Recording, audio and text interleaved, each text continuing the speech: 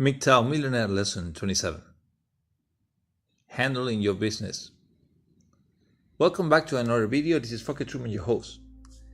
Today we're going to touch a little bit about how to take advantage of that which has plundered men through many decades and years and eons. How to use women in your workforce. It sounds a little bit malicious, but the point of this video is to put the emphasis on how you can take advantage of that which has been used against you, me, and every other good-intentioned, willed man by females. In female mind and way of operating, they have the tendency to always try to look good. 90% of the time, you will find that women do not care about what you think of them, or what anybody thinks of them, as long as public perception or public opinion of what's believed of them is positive. That is, they can do treacherous, devious things, but if they look like a crystal and a jade on the outside to public opinion, then everything is worth it and valid. Now, how do you use that in your daily workforce, in your business? My ex-boss, super ultra millionaire, had one simple tactic, and he explained it to me one day when we were lunching. He said, "How many women do you think we have at work, boy?" And I said, "Well, about 25, 33 to be exact," he said. "You know what's the best thing about that?" I said, "I don't know. I don't have to pay them as much as men." And I laughed. I was like, "What?" "Yeah, I don't have to pay them as much as men."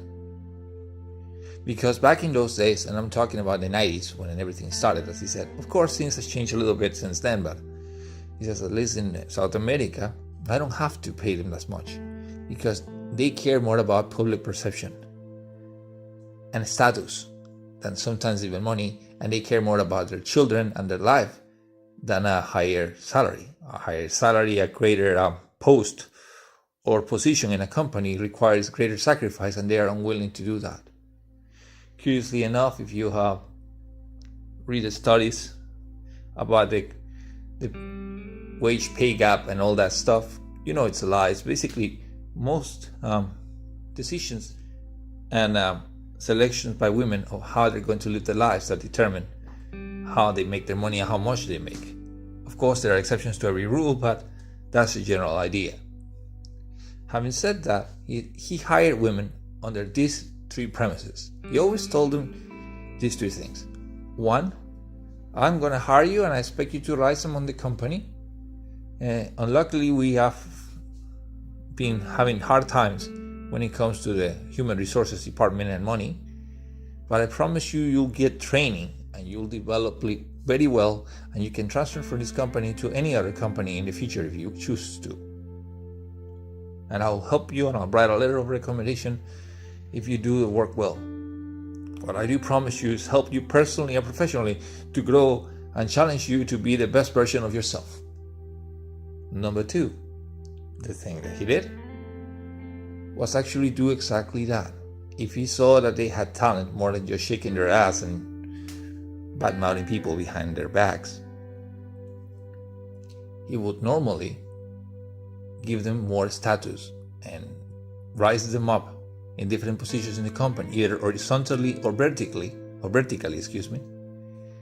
as long as they produce results. And as they produce results, they were basically mounted with more responsibilities and more work with a slightly higher pay than the one that came in. They were becoming better workers, managers, assistants, etc.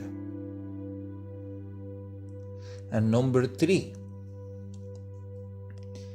as the time progressed, these women were very thankful because they were actually learning many traits of the business as how to properly work in an administrative environment in a big company. And basically the company had a great name, still has a great name. So a letter of recommendation from the company, it's money. You come out of that company, you get a good salary anywhere else. So the company is good as a stepping stone. So he always got, when a girl left or a woman left, they recommended somebody else to take their place. In other words, it was always cheap, it was always good, and it always was hardworking personnel that he had. Having said that, what is it that the psychology of this idea is that it makes it work so well? Simple. As the woman worked, she gained status. The status in the company got a higher position. The higher position she got, the more people she got to boss around. There's something about women bossing around other people, especially men, that they find quite alluring. And they'll take a pay cut as long as they get to do that. Of course, in cutthroat America, it's a little bit harder. It's a little bit tougher. But the concept applies anywhere. You can tell a woman that she's going to start at a cashier and she's going to be the manager even if there's 3 people. It's just psychology. They love to command other people. They love to promote themselves. That's why they like to put photos, videos, buy expensive stuff, nice jewelry, nice cars, and all that stuff that for most men, well, it doesn't mean squat. For example, it doesn't mean squat to me. I have a pool and a great house because I work for it because I plan to die here. Not because I needed it. Only when I was able to afford it, I did it. Funny enough, many women, sadly, it's not an insult to them, but it's the truth, will take that money and invest it in them how they look, will get plastic surgery for their bodies or whatever else, instead of worrying and concentrating what it's needed for them to become what they need to become as persons internally, because it's all about status and how they feel and how they look in the moment. Savings be damned most of the time, even if they have children. So that's the concept.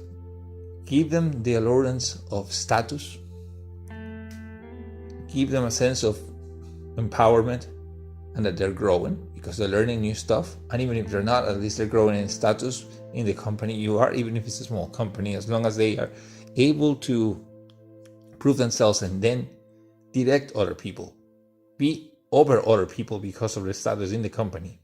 They'll work hard for you because they feel they have gone somewhere better and a higher place than they really are. Same status and idea that subconsciously McDonald's applies. But that's the kicker. They can work for you and they'll work really hard. And they'll help you as long as they feel that the status will help them be better. Normally, this will normally work better when you have a company that you're starting out and you already have a base salary, and instead of just a small stand in the corner. That normally doesn't work. But if you have a small company with 5 or 6 open slots for workers, it's going to work wonders, because if you do it well, then she'll send somebody else to replace her, because she'll take all the experiences and go somewhere else and apply them to another company. She'll work hard for it to make it work. So if you're starting from zero, the only thing you need to do is get people that are also starting from zero and grow with them. And know if you treat them well, they'll treat you better, because it's all about status, perception, and that feeling of empowerment. Simple, but yet greatly effective. I saw it when I was working with my ex-boss. He managed 33 women on a low basis. When it came to money, they represented 1/8 of the expenditures and all the other salaries, even mine.